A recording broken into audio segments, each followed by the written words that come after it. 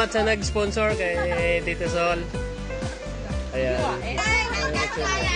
Ayun, congrats muna yung congrats. Ayun, thank you Tito Sol. 10%.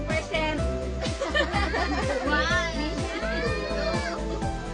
Bisa 10% panalo sa yung kanina. 1,000,000 yata yan, no? Paldo. Aldo. Okay. Ayan, salamat Tito Sol sa nag-sponsor ng cake.